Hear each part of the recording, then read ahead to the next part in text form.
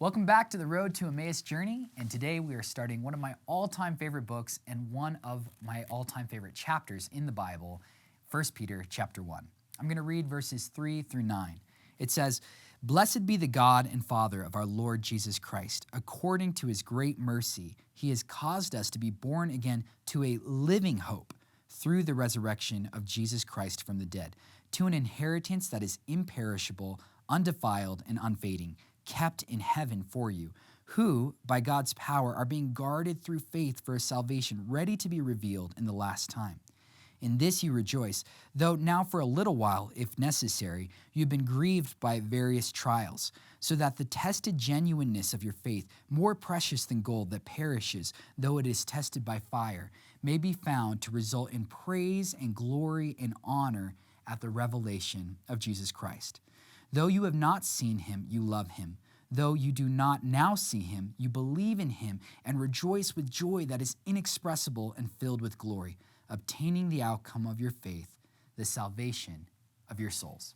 So let's break this down a little bit. Verses 3 through 5 say, "He has caused us to be born again to a living hope through the resurrection of Jesus Christ from the dead, to an inheritance that is imperishable, undefiled, and unfading, kept in heaven for you." And then it says this, "Who by God's power are being guarded through faith for a salvation ready to be revealed in the last time." So the Apostle Peter says that we've been born again to a living hope. That means that this hope, it grows, not stagnates. It is dynamic, not static. It is responsive to what we go through in life, not irrelevant. Well, what is this hope? Ultimately, it's to be united with Jesus. And Peter even says, you haven't even seen him, and yet you already love him. Wait until you see him. Everything is going to change for you. Just the anticipation of being united with Christ is glory. Just the thought of seeing him face to face is the definition of joy.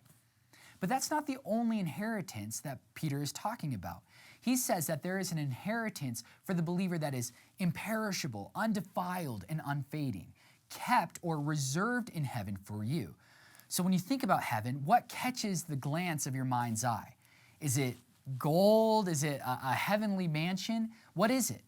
Well, check out the next pronoun that is used to denote this inheritance. It says, "Who, to an inheritance that is imperishable, undefiled, and unfading, is kept in heaven for you, who by God's power are being guarded through faith for a salvation ready to be revealed in the last time."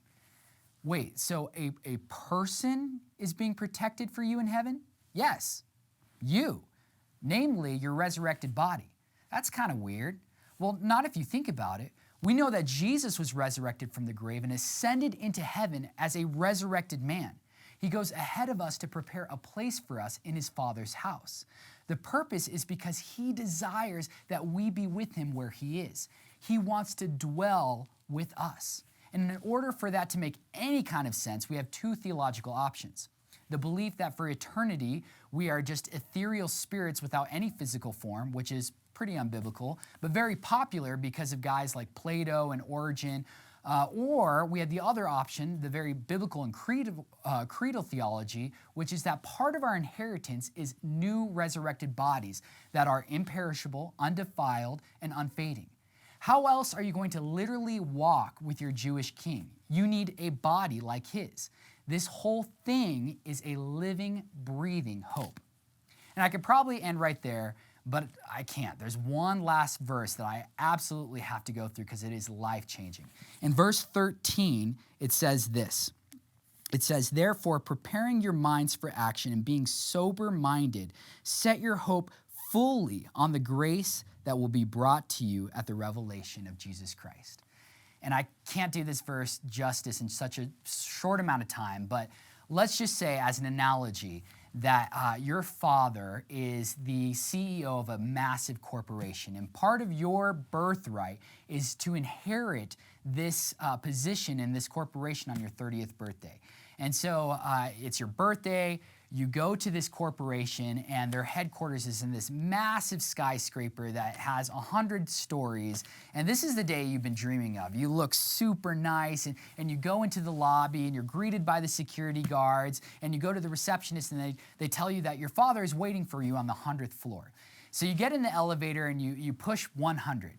And now that's a lot of floors. It's going to be a pretty long elevator ride. In fact, it's pretty boring. And you think, you know what this elevator could use? A lazy boy. So you put in a big, comfy recliner chair in the elevator, and then you get thirsty, and so you put in a mini fridge with LaCroix in it, and then you notice it's kind of drab, so you furnish it with some decorations, and something still isn't right. This suit is so uncomfortable, so you change into your old sweatshirt and your old sweatpants, and when the elevator doors open to the 100th floor, there you are, lounging around, watching Netflix in your little IKEA cubicle of an elevator. No one in their right mind would ever do that. Why? Because it's just an elevator ride. It's not your home, it's not your inheritance, and it's certainly not meant to be comfortable.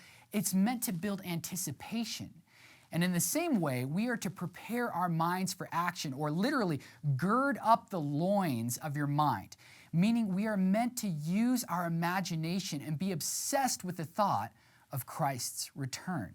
Obsession is absolutely the right word to use here.